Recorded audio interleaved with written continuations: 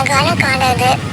அந்த காட்டுல ராணா குருவி, சோனா குருவி, அவங்களோட பொண்ணு பியூட்டி, இவங்க 3 பேரும் ரொம்ப சந்தோஷமா வாழ்ந்து வந்தாங்க. இப்படி இவங்க வாழ்க்கை சந்தோஷமா போய்கிட்டு இருந்தப்ப திடீர்னு ஒரு நாள் ராணா குருவியோட 2 கால்களும் செயலிழந்து போயிடுச்சு. அன்னையில இருந்து ராணா குருவி படுக்கை ஆயிடுச்சு. அதனால ராணா குருவியோட குடும்பம் ரொம்ப கஷ்டப்பட்டுச்சு. இது வரைக்கும் வீட்லயே இருந்த சோனா குருவி சில வீடுகள்ல வீட்டு வேலை செய்ய ஆரம்பிச்சது. அப்படி இருந்தும் சோனா குருவி சம்பாரிச்சு கொண்டு வர பணத்தால இவங்க 3 பேரும் சாப்பிட முடிஞ்சதை தவிர வேற எதுவும் செய்ய முடியல. சோனா குருவி தான் சம்பாரிச்சுக்கிட்டு வந்த பணத்துல கொஞ்சம் மிச்சம் பண்ணி பியூட்டியையும் ஸ்கூல்ல சேர்த்துருச்சு. ஆனா ராணா குருவியோட கால்களை சரி பண்றதுக்கு நிறைய பணம் தேவைப்பட்டது. அதுக்கான பணத்தை சேர்க்க சோனா குருவியும் பியூட்டியும் எவ்வளவோ முயற்சி பண்ணினாங்க. ஆனா முடியல. அந்த சமயத்துல பியூட்டி படிச்ச ஸ்கூல்ல அரையாண்டு தேர்வு முடிஞ்சு விடுமுறை விட்டு இருந்தாங்க. தனக்கு கிடைச்ச இந்த விடுமுறைய நல்ல முறையில பயன்படுத்திக்கணும்னு பியூட்டி நினைச்சிச்சு. ஆமா, இந்த விடுமுறையில நானும் ஏதாவது வேலை செஞ்சு சம்பாதிச்சு எங்க அப்பா கால சரி பண்றதுக்கு உதவி பண்ணணும். ஒரு நாள் காலையில சோனா குருவி அந்த வேலை செய்யற வீட்டுக்கு கிளம்ப தயாராச்சு. பியூட்டி, விடுமுறையில செய்ய வேண்டிய அசைன்மெண்ட் ஒர்க் எல்லாம் முடிச்சிட்டியா? அம்மா, அது எல்லாத்தையும் நான் ஒரே நாள்ல உட்கார்ந்து முடிச்சிட்டேன். சரி, அப்பாவை பாத்துக்க. அவங்களுக்கு பசிச்சா சாப்பாடு ஏதாவது எடுத்து கொடு. அம்மா வேலைக்கு கிளம்பிட்டேன். இப்படி சொன்ன சோனா குருவி பிறகு அது வேலை பார்க்குற இடத்துக்கு கிளம்பி போச்சு. அம்மா வேலைக்கு கிளம்பி போயிட்டாங்க. அப்பா கிட்ட விளையாட போறேன்னு சொல்லிட்டு நாம எங்கேயாவது போய் வேலை பார்த்து சம்பாதிச்சு ஆகணும். அப்பதான் அப்பாவோட காலை சரி பண்ணலாம். அப்பா, நான் என்னோட தோழி வீட்டுக்கு போய் விளையாட போறேன். உங்களுக்கு பசிச்சா சொல்லுங்க, சாப்பாடு எடுத்து கொடுக்கறேன். இல்ல பியூட்டி, எனக்கு பசிக்கல. நான் இப்பதானே சாப்பிட்டேன். இதுக்கப்புறம் இரவு உணவு சாப்பிட்டா போதும். ராணா குருவி இப்படி சொன்னதும் பியூட்டி வீட்டை விட்டு வெளியில பறந்து போச்சு. காலேஜி, வீட்டுல அடுப்பு எரிக்க ஒரு விறகு கூட இல்ல. சீக்கிரமா போய் விறகு எடுத்துக்கிட்டு வாங்க. ஒரு வீட்டுக்கு தேவையான மளிகை பொருட்களை வாங்கிக்கிட்டு வந்து கொடுக்கறது தான் என்னோட வேலை. விறகு தேவைப்பட்டா நீ தான் போய் எடுத்துக்கிட்டு வரணும். காலேஜி, என்னால அவ்வளவு கஷ்டமான வேலையெல்லாம் பார்க்க முடியாது. இவங்க இப்படி பேசிக்கிட்டு இருக்கப்ப அந்த வழியா பறந்து போன பியூட்டி காங்கள் உட்கார்ந்து இருக்கிறத பார்த்துட்டு அந்த இடத்துக்கு வந்துச்சு.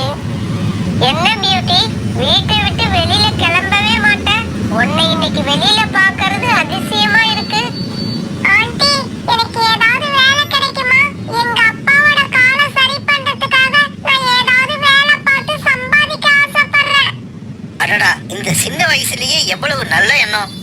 பியூட்டி, உனக்கு என்ன வேலை வேணும்? அவ்வளவுதானே. உனக்கு தேவையான வேலையை நான் தரேன். அதை செஞ்சு முடிச்சிட்டேன்னா உனக்கு சம்பளம் கிடைக்கும். அப்படியா? என்ன வேலை ஆண்டி? சீக்கிரம் சொல்லுங்க. இங்க பாரு, காட்டுக்குள்ள போய் காஞ்ச விறகுகளை வெட்டி அதை கட்டா கட்டி எடுத்துக்கிட்டு எங்க வீட்டுல கொண்டு வந்து போடு. உனக்கு நான் 100 ரூபாய் கொடுக்கறேன். ஆண்டி, வேலை தேடி ரொம்ப நேரம் அலையணும்னு நினைச்சேன். நல்ல வேலை, எனக்கு சீக்கிரமாவே வேலை கிடைச்சிடுச்சு. நீங்க கோடாலியை கொடுங்க, நான் இப்பவே கிளம்புறேன். உடனே கோரி கோடாலியை எடுத்து கொடுக்க அதை வாங்கிட்ட பியூட்டி பிறகு விறகு வெட்டுறதுக்காக பறந்து போச்சு. இப்படி போன பியூட்டி காட்டுக்குள்ள நிறைய இடங்களுக்கு போய் பார்த்தது. ஆனா பியூட்டிக்கு எங்கேயுமே காஞ்ச விறகுகள் கிடைக்கவே இல்லை. பியூட்டி உடனே அங்க ஒரு மரத்துல உட்கார்ந்து இருந்த ஜம்ஜம் கிட்ட போய் இப்படி பேச ஆரம்பிச்சது. அங்கிள், நான் காலையில இருந்து தேடி பார்க்கறேன். காஞ்ச விறகுகள் எங்கேயுமே கிடைக்கல. காஞ்ச விறகுகள் எந்த இடத்துல கிடைக்கும்னு கொஞ்சம் சொல்ல முடியுமா? இப்படியே இன்னும் கொஞ்சம் தூரம் நேரா பறந்து போய் வலது பக்கம் திரும்பி பார்த்தா அந்த இடத்துல ஒரு காஞ்ச மரம் இருக்கும். உனக்கு தேவையான விறகுகள் அங்க கிடைக்கும். அங்கிள், இந்த தகவலை எனக்கு சொன்னதுக்கு ரொம்ப நன்றி. இப்படி சொன்ன பியூட்டி பிறகு ஜம்ஜம் சொன்ன இடத்துக்கு பறந்து போச்சு. அந்த இடத்துல ஜம்ஜம் சொன்ன மாதிரியே ஒரு காஞ்ச மரம் இருந்தது. உடனே பியூட்டி அந்த மரத்தோட கிளைகளை வெட்ட ஆரம்பிச்சது. பியூட்டிக்கு கோடாலியை தூக்கி அந்த மரத்தை வெட்டுறது கஷ்டமா தான் இருந்தது.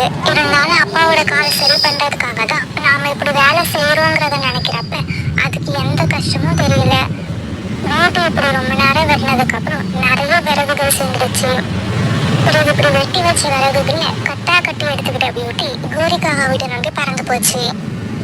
கோரி, பியூட்டி இப்ப விறகு எடுத்துக்கிட்டு வந்தா அதுக்கு கொடுக்கறதுக்கு 100 ரூபாய் பணம் வச்சிருக்கியா? பணமா? யார்கிட்ட இருக்கு? விறக வாங்கிக்கிட்டு ஏதாவது ஒரு காரணத்தை சொல்லி அதை விரட்டி விட்டுடுவேன். இவங்க இப்படி பேசிக்கிட்டு இருக்கும்போது பியூட்டி கோரிக்காவத்தோட வீட்டுக்குள்ள வந்து உட்கார்ந்தது. பியூட்டி, என்ன கோடாரியை மட்டும் கொண்டு வந்து கொடுக்கற? விறகுகள் எங்க? எடுத்துக்கிட்டு வந்தியா இல்லையா? எடுத்துக்கிட்டு வந்திருக்கேன் ஆண்டி. வாசல்ல வந்து பாருங்க. வீட்டுக்கு வெளியில வந்து பியூட்டி எடுத்துட்டு வந்த விறகுகளை பார்த்த கோரிக்காவத்துக்கு சந்தோஷமா இருந்தது. இருந்தாலும் கோரி அதை வெளிக்காட்டிக்காம இப்படி பேச ஆரம்பிச்சது. என்ன பியூட்டி இது? நான் காஞ்ச விறகுகள் தானே கேட்டேன். இது ரொம்ப ஈரமா இருக்கும் போல இருக்கு. இல்ல ஆண்டி, எல்லா விறகுமே நல்லா காஞ்சி போய் தான் இருக்கு. எனக்கு கொடுக்கறதா சொன்ன 100 ரூபாயை கொடுங்க. விறகு ஈரமாவும் இருக்கு, அதுவும் இல்லாம ரொம்ப கொஞ்சமாவும் இருக்கு. இதுக்கெல்லாம் 10 ரூபாய் கூட கொடுக்க முடியாது. நீ இடத்த காலி பண்ணு. இப்படி சொன்ன கோரிக்காகும் அந்த விறகுகளை எடுத்துக்கிட்டு வீட்டுக்குள்ள போயிடுச்சு. உடனே கோரிக்காகத்தை எதுவும் செய்ய முடியாத பியூட்டி கண்ணீர் விட்டு அழுதுகிட்டே அந்த இடத்தை விட்டு பறந்து போச்சு. இந்த ஆண்டி நல்லவங்க கிடையாது, கெட்டவங்க. பொய் சொல்றாங்க, என்னை ஏமாத்திட்டாங்க. நான் இப்ப என்ன பண்ணுவேன்?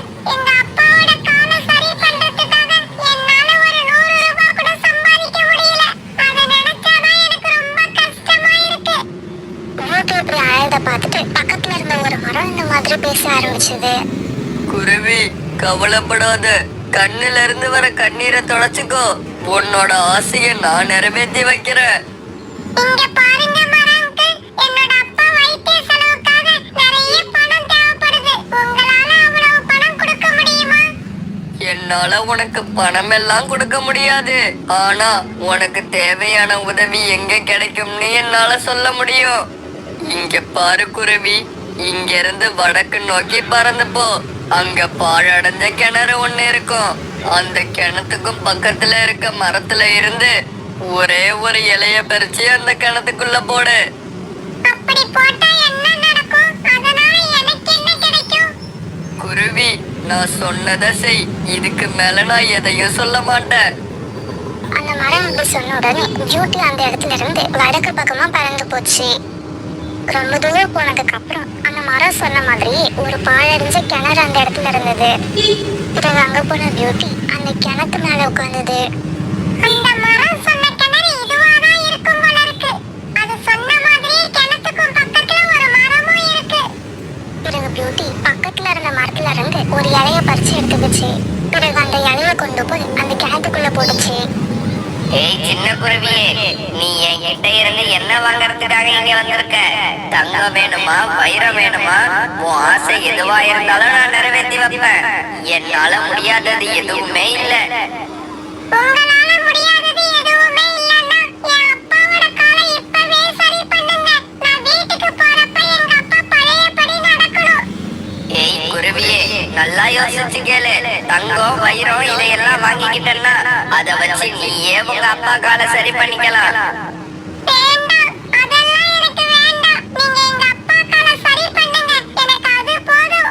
எங்க அப்பா கால்கள் சரியாயிடுச்சுன்னா நீங்க சொல்ற தங்கம், வைரம் இதை எல்லாத்தையும் நாங்களே சம்பாதிச்சு வாங்குவோம். குருவியே, உன்னோட பதிலை கேட்டு எனக்கு ரொம்ப சந்தோஷமா இருக்கு. இப்படி ஒரு புத்திசாலியை நான் இதுவரைக்கும் பார்த்ததே இல்ல. நீ உன்னோட வீட்டுக்கு கிளம்பலாம். உன்னோட வேண்டுதல் நிறைவேற்றப்பட்டது. இப்படி சொன்ன அந்த கிணறு அதுக்கு பிறகு எதுவுமே பேசல. பிறகு பியூட்டி தன்னோட வீட்டுக்கு பறந்து போச்சு.